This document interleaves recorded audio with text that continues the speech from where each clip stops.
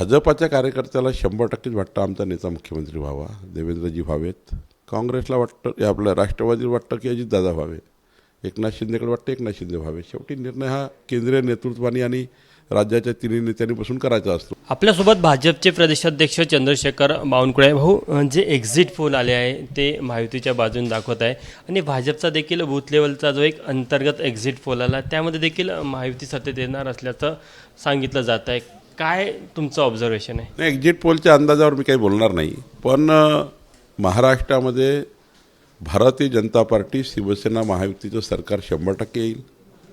कारण केंद्र सरकार, राज्य सरकारच्या योजनांचा फायदा हा जो समाजाला झाला आहे, त्या वर्गाला फायदा होणार आहे किंवा झाला आहे, तो वर्ग आमच्या बाजूने आहे.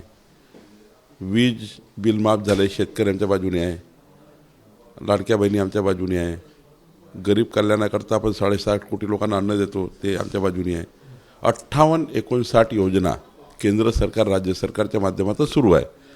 त्यामुळं मला असं वाटतं की शहरी वर्ग आहे त्यांनाही वाटतं की केंद्र सरकार, राज्य सरकार एकत्र राहिलं तर महाराष्ट्र हे क्रमांक 1चे राज्य होईल. आणि शेतकऱ्यांना वाटतं की केंद्र सरकारच न्यायाधीशाचं सोयाबीनचा निर्णय आपण केला, आता कापसाचा निर्णय केला, तर या पद्धतीचे निर्णय जे होणार आहेत त्यावर जनतेचा विश्वास आहे. असं वाटतं तुम्हाला लाडकी बहीण योजना असेल किंवा डबल इंजिन सरकारचा जो तुम्ही मुद्दा रेटला होता प्रचारामध्ये, त्याचा कुठेतरी फायदा तुम्हाला या संपूर्ण निवडणूक होताना दिसतात, त्यामुळे कुठेतरी अनेक एक्झिट पोल 160+ दाखवत आहे? नाही, असंच आहे की ज्या योजना आपण करतो समाजाकरता, समाज त्याला उचलून धरतो. आणि दुसरा महत्त्वाचं काय आहे की मोदींच्या निवडणुकीमध्ये 4-5% मतदार हा मतदानाला जाऊ शकला नाही. मग मोदीजी प्रधानमंत्री पदावर आल्यानंतर त्यांना हे वाटतं की आपण तेव्हा मतदान करायला पाहिजे होतं. आमच्याही कार्यकर्त्याला वाटतं की उत्साह करायला पाहिजे होता, उत्साहाने त्या ठिकाणी निवडणूक लढायला पाहिजे होती. कार्यकर्त्या मनात ही खंत होती आणि यावेळी आमचे कार्यकर्ते हे 100% मैदानामध्ये होते, रणांगणावर होते, बूथवर होते आणि एक कार्यकर्ता कामाला लागला होता. त्यामुळं हा विजय कार्यकर्त्याचा विजय राहील.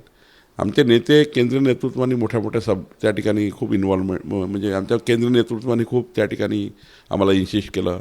मोदीजींनी 12 रॅली केल्या, अमित भाईंनी 22 रॅली केल्या, देवेंद्रजींनी 65-70 रॅली केल्या, नितीन गडकरी साहेबांनी 60 रॅली केल्या. त्यामुळं रॅली झाल्या. योगीजी आले, योगीजींनी खूप रॅली केल्या. मला असं वाटतं केंद्रीय नेतृत्वाचा सपोर्ट आम्हाला मिळाला, कार्यकर्त्याचा सपोर्ट मिळाला, जनतेचा सपोर्ट मिळाला, योजनाचा सपोर्ट मिळाला. जेव्हा सर्व एकत्र झालं आणि महायुती योग्य राहिली, महायुतीचं आमचं एकत्रीकरण चांगलं होतं. मतांचा टक्का वाढला, मग विशेष करून महिला मतांचा टक्का वाढल्याचं बोललं जात आहे. याला काय कारण वाटतं तुम्हाला? नाही, लोकांमध्ये यावेळेस उत्साह होता, जागृती होती की मतदान केलं पाहिजे. जनतेने स्वतःहून जाऊन मतदान केलं. काही कुणाला जास्त सांगावं लागलं नाही की चला मतदानाला. मतदानामध्ये एक स्पिरिट होतं की आपण मतदान केलं पाहिजे. यातून खूप आम्हाला फायदा झाला आहे. संविधान बदलाचा नॅरेटिव्ह लोकसभेला होता, यावेळेस तो तितका कारगर राहिला नाही असं बोललं जातं. त्यामुळे अनेक जे दलित मत आहे ते मोठ्या संख्येने तुमच्याकडे आल्याची एक चर्चा आहे. तुम्हाला काय वाटतं? हा, 100% यावेळेस सर्वच समाजाने आम्हाला मदत केली आहे.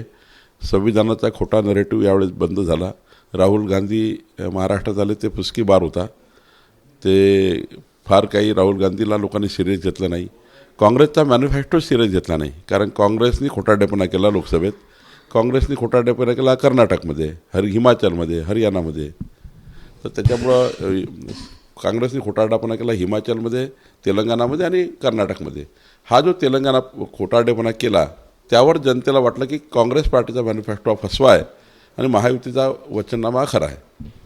कुठेतरी जे बंडखोर आहे अशी एक चर्चा आहे की ज्यांनी भाजपसोबत बंडखोरी केली त्या लोकांसोबत देखील चर्चा, त्यांना पक्षात परत घेतलं जाईल. बघा, आमदार म्हणून निवडून आल्यानंतर त्यांच्या भागातल्या विकास कामाकरता, सरकारमध्ये साथ देण्याकरता जे आलेत त्यांना तर आम्ही सरकार म्हणून, कारण शेवटी विकास करायचा आहे महाराष्ट्राचा.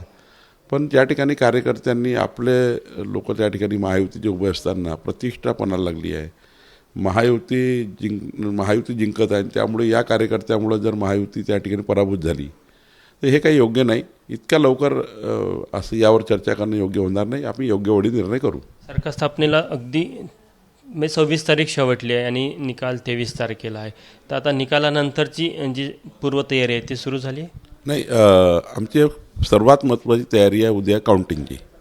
काउंटिंग एजंट व्यवस्थित असले पाहिजे, काउंटिंग बरोबर झाली पाहिजे, एक एक मत व्यवस्थित मोजलं गेलं पाहिजे, कुठेही त्या ठिकाणी गैरप्रकार होऊ नये, याची आम्ही तयारी करतो आहे.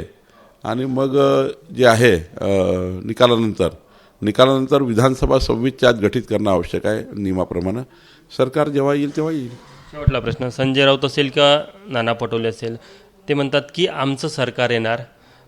ते म्हणतात की एक्झिट पोलचे आकडे खरे ठरणार नाही, आम्ही 23 तारखेला सत्तेमध्ये असू. नाना पटोलेच्या मतदारसंघात जरा बघून घ्या काय चालू आहे, तिथे कळेल आपल्याला. लाडक्या बहिणींनी काय सख्या भावाला मतदान केलं, सावत्र भावाला मतदान केलं नाही. कारण सावत्र भाऊ हे होते नाना पटोले आणि गँग.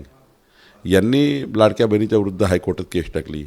नाना पटोलेचा इलेक्शन एजंट अनिल वडपल्लीवर जर केस टाकता हायकोर्टमध्ये लाडक्या बहिणीच्या विरुद्ध, याचा अर्थ नाना पटोलेचा रोल काय, का खुलासा नाही केला नाना पटोलेंनी की आम्ही लाडक्या बहिणीच्या विरुद्ध नाही आहे, आम्ही त्यांच्या योजनाच्या विरुद्ध नाही आहे.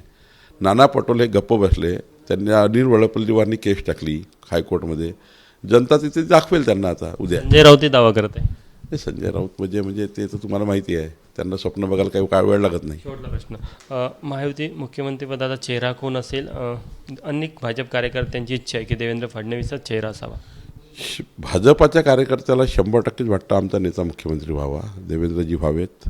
काँग्रेसला वाटतं, आपल्या राष्ट्रवादीला वाटतं की अजितदादा व्हावे. एकनाथ शिंदेकडे वाटतं एकनाथ शिंदे व्हावे. शेवटी निर्णय हा केंद्रीय नेतृत्वाने आणि राज्याच्या तिन्ही नेत्यांनी बसून करायचा असतो, तो होईल. हे होते भाजपचे प्रदेशाध्यक्ष चंद्रशेखर बावनकुळे. कॅमेरामॅन व्यंकटेश नायडूसह तुषार कोहळे, ABP माझा, नागपूर. ABP माझा, उघडा डोळे बघा नीट.